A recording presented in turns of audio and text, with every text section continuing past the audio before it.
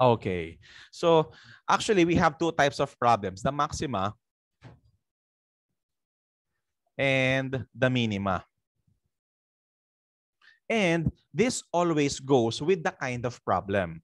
For example, just like what I told you, derivatives, differentiation always deals with curves, di ba? And so, for example, in a given curve, for example, a parabola,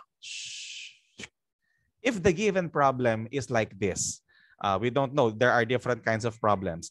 What do you think will be solved in this problem? Is it the maxima or the minima? Do you think you can find the minima here if it continues to go down? Of course not. So therefore, the maximum point is what we are solving here for our differentiation. Yun yung sinosolve natin nun. And if, for example naman, the nature of our problem is an inverted parabola, for example, if like this, yan. Of course, the nature of your problem will not be about the maximum number or the maximum value, because you will never get the maximum value of this given or of this nature. So therefore, the type of problem, the type of questioning will be about the minima, the minimum point. In this case, the minimum or the lowest point that you are solving will be the focus of your differentiation. So that's how the maxima and the minima works. Okay? Show me a reaction if you understood the difference between the maxima and the minima. Let me see. Okay, that's it. So that's for the purpose of, kasi sometimes you might be surprised. Why is this maximum and why is this minimum? Well, that depends. That actually goes with the type of problem or the type of equation that you are solving or dealing with in the given equation. Okay? That's it. And of course, when you are using when you are solving using differentiation, of course, you will be led to either the maximum or the minimum. And of course, if we are talking about area, for example, area, dimensions, etc., this always go with positive values, because sometimes you will be led to two possible values. Kasi halimbawa, sometimes you will be led to having x squared is equal to 100, for example. And so getting after yung nag-solve, halimbawa, after mong mag-A prime, sample, nagkaroon ka ng 100 minus x squared. Tapos, equate it to 0. Okay, this is just an example of many possible answers. 0 is equal to 100 minus x squared. Diba? Can you repeat identify the process? And then, transpose, you will have x squared is equal to 100. And then to solve for the value of x, this is squared, you need to get the square root. And when you get the square root, you will be having positive and negative 10. Can you follow? And of course, kapag positive and negative 10, there are two values of x. X is equal to 10 and x equals negative 10. Ayan. Now, for example, if you are dealing with area and dimensions, for example, this is your objectives. This is your objective, your area and your dimensions. Which do you think will you use? Which of the values will you use? Is it the positive 10 or the negative 10? Type it in the chat box nga. Patingin if you are analyzing with me. If you're solving for the dimensions or for the area of a given figure, for example, should you use the positive or the negative? Of course, we will be using the positive. Yan. And this will lead you to your problem, whether you are maximizing or minimizing. Kasi in the first place, there's no negative area or negative dimension. Kasi 0 is the least number in a given dimension. 0, as in wala. Okay? Na dapat magkakaroon ng decimal para magkaroon. And that's always placed with positive values. Okay? So it is possible to encounter that kind of given. Again, based on the given nature of the problem. Okay? And a while ago, if you can remember, doon sa two numbers whose sum is 50 and the product is a maximum, of course, you cannot, if you just say there, the product is a minimum, you need not to solve anymore. Kasi automatic yun na yun, 49 and 1. That's it. But of course, you will always be led to the maximum point. And the maximum point always is the maximum level when you use the differentiation. Okay? That's it. Again, just like what I'm telling you, it always depends on the nature of the problem. Okay? Just go with the flow of the problem. And if ever you will be encountering two conflicting values, you analyze which of the two values, positive or negative, will lead you to your objective. Okay? Basta yung end goal ninyo, yun lagi yung focus natin. Okay? Show me a reaction if the question was answered and everything was cleared. Let me see. Thank you so much. Okay. Next, let's move on with this next one. Position function. So sometimes we need not to follow that step or the procedures that we presented a while ago. A certain na lang. Kasi there are some certain problems naman, just like this special one, wherein you need not to remember all the formulas kasi given na agad yung formula. May mga ganun naman. And the position problems or the position function is one of the many. And this is actually applied in physics. For example, I hope you remember. Do you remember the concept of free fall in physics? Or the projectile motion? Do you still remember that in physics, yung projectile? Yes. Thank you. Diba? For example, nandito ka sa isang mataas na gusali. Ayun si Gestoni. Meron siyang apple. Okay? Tapos gusto niyang itcha to. Gusto niyang itcha. I-itcha niya yan pataas. Psh. Kapag initcha niya, gaano kaya katagal bago niya ma-reach or bago ma-reach ng bola yung maximum point niya bago siya papunta sa baba? Ayun. So, if that's the case, that's the position function that we are solving for. So, hanggang saan kaya siya aabot? The maximum point before it goes down to the ground. So, therefore, in here, again, we are finding the maximum point at the time it will travel going to that space or to that position. So, position function ang tawag doon. Kasi gaano katagal bago niya maabot yung pinakamataas na position. That's the context of this. Okay? So, in here, h stands for the height of the object in feet. T is the time in seconds. Siyempre, mabilis lang yun. Pag initcha mo yung isang bagay, mabilis lang yun. Hindi naman abot ng isang oras bago niya maabot yung highest point. Okay? At kahit maliban na lang kung punta kang space, hindi ka magbaba. Okay? But of course, that's excluded from our problem. Okay? And so, V sub 0 is the initial velocity.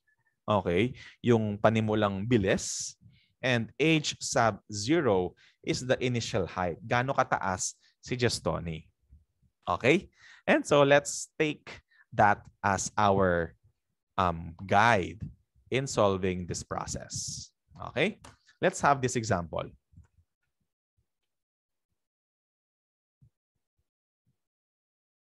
Of course, sabi nga, understanding the problem and drawing it or illustrating it is the best way to solve the problem. Kasi once a problem is understood, it's already half solved. Do you believe that? Pag naintindihan mo kasi kung anong gagawin sa problem mo, half solved na ang problem because you will already know what to do next. Okay? Let's have this.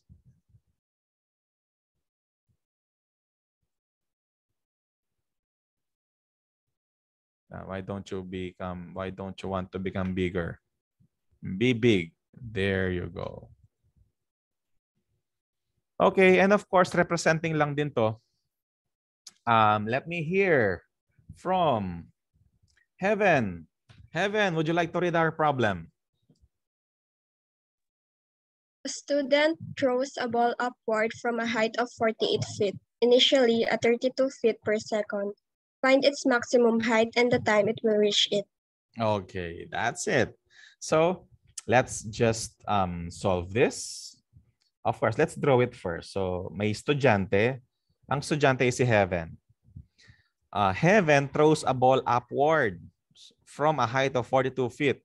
Siguro nakataas siya sa isang gusali na 48 feet ang taas. So from this to this is 48 feet. And which of these symbols, H, T, V, O, and H, O, do you think represents 48 feet? Type it in the chat box. What is 48 feet from our legend? H, T, V, O, or H, O? Ang taas ni Heaven ay 48 feet from the ground. What is that in our problem? Ayun si Heaven. Okay, that is the HO. Very good. The initial height. Kasi yun yung initial height na meron siya. Doon siya yung nakastagnant yung ball pa. Okay, and then she throws the ball upward.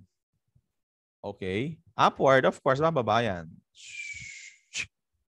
Ayun. Ito yung trajectory niya. Okay. Initially at 32 feet per second. Initially, 32 feet per second. FPS. So what is that?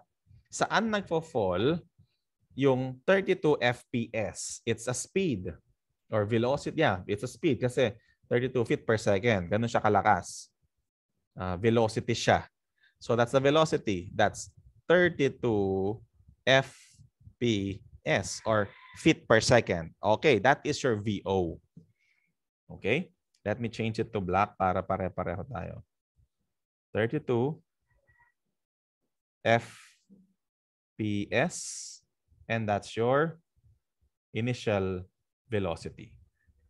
Okay, find the maximum height. Okay, and the time it will reach it. So therefore, our goal here, our objective will be, ito yung constraints natin. And our objective will be the maximum height and the time it will reach it. Okay, so this is H and this is T. That's our goal. That's what we are solving in this problem. Okay, and actually this is just very, very easy. Why? Because we are already guided with our formula, which is this. The age is equal to negative 16t squared plus v sub ot plus h sub o. Ayan. That's it. So this is what we will be solving. Of course, first is to substitute the values. So how will we substitute the values?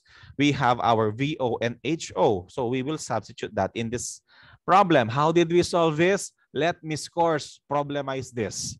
This is a physics problem. O sila na bahala sa na-derive itong problem na to. Basta tayo, mag-solve na lang tayo. Okay? Huwag na natin problemahin kung paano pa nakuha to kasi constant na ang formula na to. Guluhin niya si Miss Scores paano nakuha to. Okay? Let's continue with that. So we have here H is equal to negative 16. T, do you have a value for your T? Of course, none. Wala. So that's T squared pa rin. Plus V sub O. Do you have V sub O? Yes, that is 32 FPS. Okay. And then T again. plus h sub o is 48. Got it? Show me a reaction if that step is clear to you. Good. Next, after that, after you substitute, automatically, we will already get the derivative. Sige. In the chat box, what is the derivative of h? H prime will be equal to, type it in the chat box. What's the derivative of the function? What is the derivative of the function? Type it in the chat box, please. Let's wait for our classmates. Very good. Correct. So your classmates are correct. Our derivative, the derivative here is negative 32t plus 32. Okay? And after that, after getting your derivative, what do we usually do kasi in the process a while ago? After getting the derivative, what's the next step? Exactly. So we have to change it to 0. So therefore, we will change our h prime to 0 is equal to negative 32t plus 32. Sir, there's a question. Sir, negative po ba or positive po yung 32t? This. Positive daw po ba to or negative? It's negative. Why do you think is it negative? Why do you think why should this value be negative? And why not positive? Let me hear from our classmates who answered negative 32t. Let me hear from Chance. Chance, bakit negative 32 siya, hindi siya positive? Nakalagay, sir. Ano? Nakalagay nga. So therefore, dahil negative siya, dahil negative siya, when you multiply your exponent, applying our derivatives rule, it will still be negative. Wala naman magbabago doon. Pareho lang siya. Kasi positive times negative, it's still negative. Sabi nga ni Chance, kasi po nakalagay siya. Okay? That's it. Layman's term, nakalagay siya. So that's negative. Okay? Thank you. Okay, sige. That's it. And after that, after getting the 0, what will be our next step kasi? Solve for the value of your variable. Sige, what will be the value of your t? What will be the value of your t? Type it in the chat box. Transpose this to the other side. Very good. So therefore, this will become 32t will be equal to 32. Divide both sides by t. 32. And 32, t will be equal to 1. And of course, t is time in seconds. So in 1 second, marireach niya yung maximum point niya. Okay? And will it end there? Will it end there after getting your age? Not yet. Kasi in your goal, we were able to answer only the t part. After getting the time, what will be our next? We go back to our goal, our objective. And our objective is to get the height as well, which is taken from this formula. Can you follow? O kaya dito na lang, dito na. Kasi meron silang value. So from here, we will solve our given, our problem. Okay? And so, let's just substitute the value of t in our given equation, in our goal here. So this will become h is equal to negative 16. T is already solved. It's 1. T1 squared plus 32 times 1 plus 48. Sige nga, get your calculators and press it. What is the maximum height that the ball will reach after a second? Ayan, kay Chan ang maka yan. 1. At yun, nakita mababawan ta. Tapos magbaba na susunod kanita. Okay, what is that maximum height? Type it in the chat box, please, when you're done.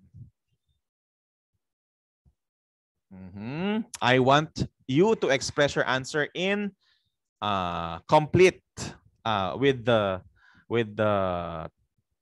unit of measurement. Okay.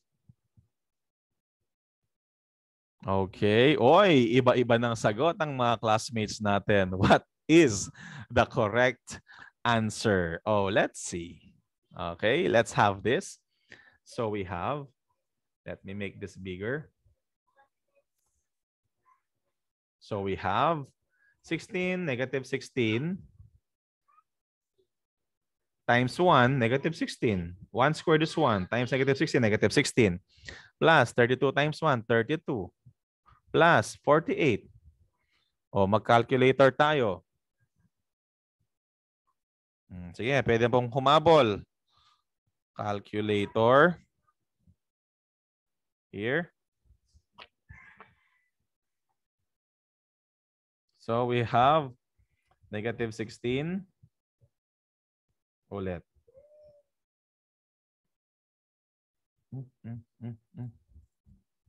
16. Negative. Ayan. Negative 16 plus 32 plus 48. What's the answer? 64! Ayun. Yung ibang classmates natin na umabot na ng 116 feet tsaka 96 feet. Well, that's okay. So by using our calculator, actually by manual counting, we will get our age, which is 64 feet. So this is the maximum height that the ball, given the velocity and the initial height, will reach after a second. Because after 1 second, let me just zoom this in here. Look at heaven. After 1 second, the travel time here up to this point is 1 second. Okay? And then on the next seconds, and this will already be 64 feet in height. 64 feet in height. That's the maximum. And after the next seconds then, bababa na yan, bababa. That's it. Okay? So after a second, it will reach its maximum point, and that's 64 feet. That's it. Did you get the process, everyone? Please show me a reaction if you understood that process. Very good. Okay, that's it. And that ends our lesson for today. O, diba? Chill lang yung problem solving natin. And that's the application of basic calculus in our life. Okay? So, even in simple experiences like finding the area, it ended me rin po. Don't worry. You can practice more. We have our what do you call that? We have our some more try these activities in the SLM, as well as the different given in the formative assessment. So you might as well use those here. Oh, we still have our activities here. The try these activities. Please try answering all the activities provided in your SLM, because they will guide you as you prepare for your summative assessment. Okay? That's it. Thank you so much. And now, it's time for us to have a little chill time. Let's go down now to the last part of our SLM, and this will already be the last meme for this quarter. Okay? Last meme for the quarter. Okay? Create your significant learning experience about optimization problems. Kindly take a screenshot of this meme template. Take a screenshot of this meme template, please. Okay. And after this, you can already design your meme. Okay, take a screenshot. It's in your SLM. And of course, don't forget our site. I will post the site in our chat box. Wait lang. Here. Okay, here is our link.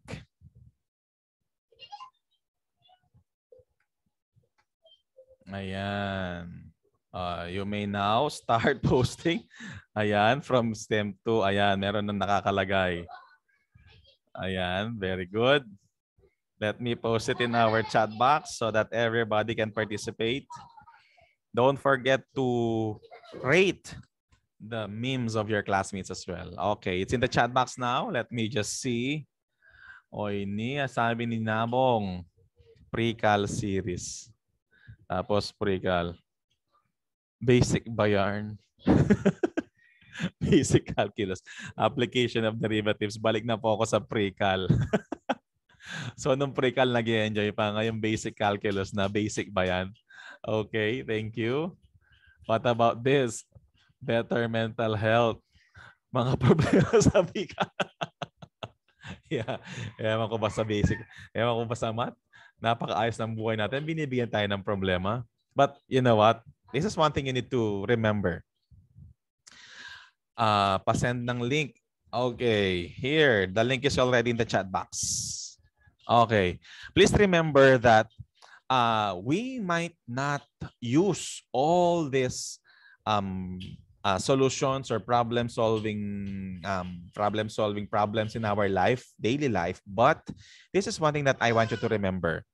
That the skills that you learn from problem solving also teaches you in real life. How?